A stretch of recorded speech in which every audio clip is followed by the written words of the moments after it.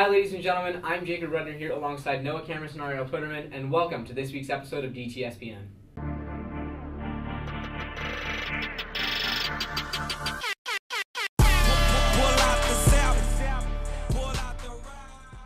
Going on in the NBA right now, we had the NBA draft lottery. The teams were quote-unquote gone through to find who's going to get what pick in this year's upcoming NBA draft. And for the first time in draft lottery history, every single team, based on percentages, went exactly where they were supposed to go in the lottery. And that actually brings me to the only point that we need to talk about right now, is the draft lottery rigged? Former ESPN analyst, now HBO analyst, potentially to get more freedom of speech, Bill Simmons, took to Twitter to say, "Don't be nervous, Lakers fans. There's no way the NBA world will ever allow its second biggest market to lose a top 3 pick. You got this." So he clearly was implying that he thinks that the lottery is rigged. And there have been a few other incidents prior to this year's draft that may have implied the same thing. What do you think? I totally agree with Bill Simmons. I think the NBA draft lottery, I think the NBA in general needs their good teams like the Lakers to still be good. And I think they are rigging the lottery. I mean, maybe not trying so hard to rig it, but I think it's definitely rigged. I mean, one, it's not televised. They do it, as they say, in the morning, and they say only one person knows the results. They say they do it in the morning, and then they just keep the envelopes hidden, and then they give it to them to announce it televised at 5 p.m. Western time that day. I just think it's rigged. I think the NBA needs their fan support, they need the views, and the only way to do that is their good teams to be good. My biggest issue right now is that with the percentages, I don't think those are real. I think that the team gives quote-unquote percentages based on your performance during the past few years, based on wherever you traded or whatever it may be. They're giving you these percentages, but in my opinion, if the percentages really did mean something, they should have no issue presenting the draft lottery and doing the actual lottery in the afternoon at 5 p.m. Western time zone, and really showing what's going on. Because if there isn't something that's happening internally in the NBA, then they clearly need to show it better than they do. What do you think?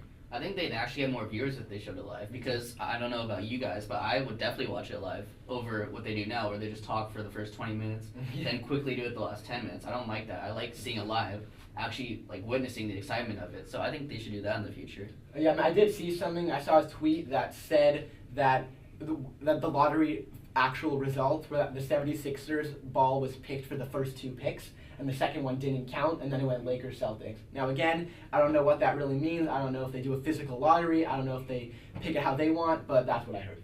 So moving on to another big 4 sport, we are going to talk about the MLB, and most excitingly, the Blue Jays and the Rangers decided that they were going to give their best shot at making baseball interesting again. Rougned Odor and Jose Bautista decided that enough was enough with the bad slides, and Rougned Odor got a little bit fed up with them, shoved Jose Bautista, and landed a pretty solid punch to the face. Take a look. Beltre ducks off a tough hop, and the throw is wide down the line, and there we got a fight at second. Bautista picked on the wrong guy as Odor came right at him, and we got the benches empty and now.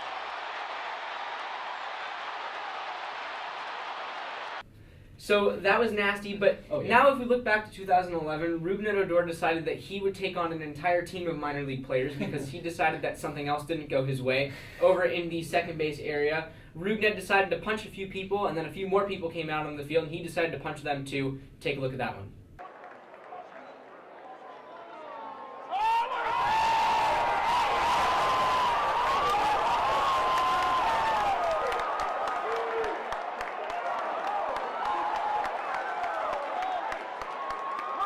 So clearly after all these videos, we can clearly derive the fact that Rougned Odor is seriously good at hitting people and seriously bad at controlling his temper out on the field.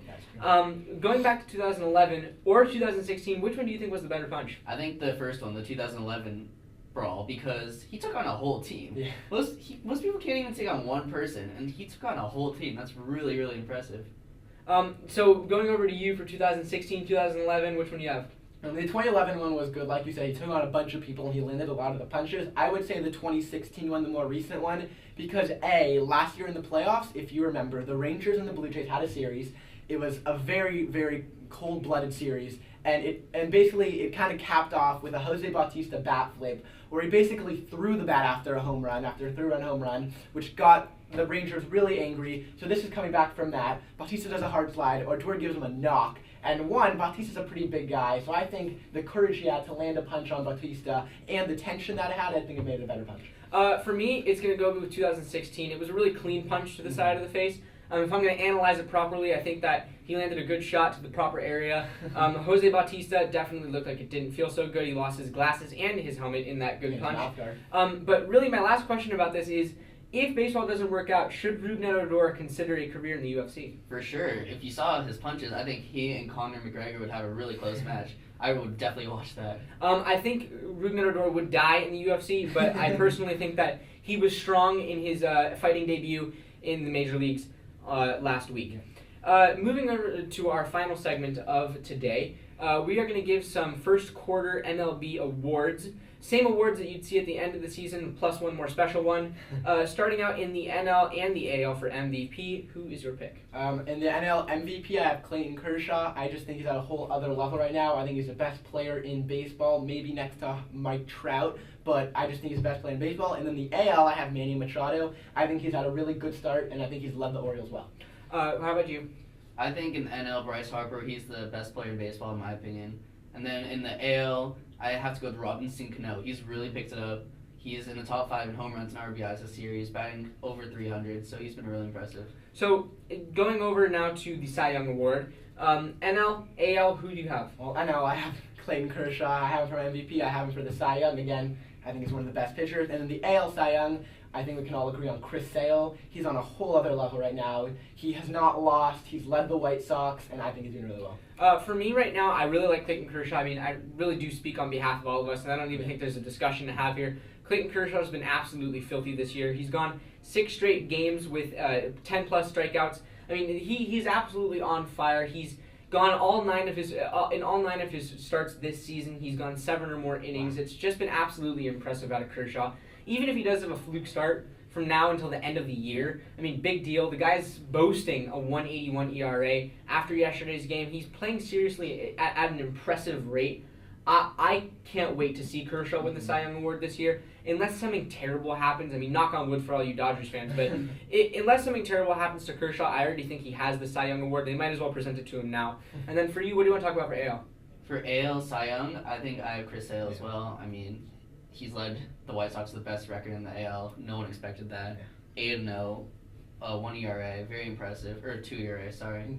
I think that he definitely deserves it. So last award before we get to our special one, we have NL Rookie of the Year and AL Rookie of the Year. Who do you have? In the NL, I have Corey Seager. I think he's really lately picked up his game. He's showing what he showed last year at the end of the year. In the AL, it's not that much of a race for anyone. I mean, no one's really playing at a above level. I think Byung-Ho Park right now has it. I don't think he's going to win it, though, but he has some nice power. How about you?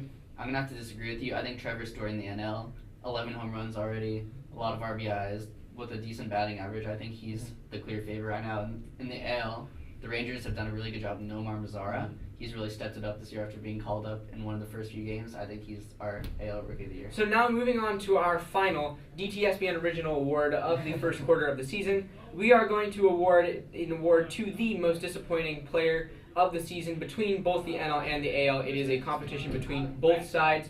Who is your biggest disappointment? My biggest disappointment would have to be Justin Upton. He's been a strikeout machine for the Tigers. They give him a lot of money in the offseason, and all he's done is strike out. Now, for those of you who are confused, Justin Upton plays offense, not pitcher, so he's not a strikeout machine. As a pitcher, he is receiving a lot of strikeouts. It's not a good strikeout machine, so that is why he just won the biggest disappointment in Noah's book. Who's your biggest disappointment? My biggest disappointment has to be Paul Goldschmidt. Maybe he isn't having the most disappointing season out of all the players, but compared to his regular stats, he's having a very disappointing season. Yeah. So, in my opinion, the king of disappointment this year has to go to none other than former Cy Young Award winner, really doesn't look like it right now, Dallas Keuchel. He's sporting a mid-5 ERA, which is seriously weak. He is barely making it past the 6th inning, has given up 3 or more runs in the past 4 starts, and he is not the strikeout machine this year. He is not gone, no, not like Justin Upton at all. So that does wrap up this week's episode, ladies and gentlemen. Thank you so much for watching. Don't be disappointing this week, and have a good one.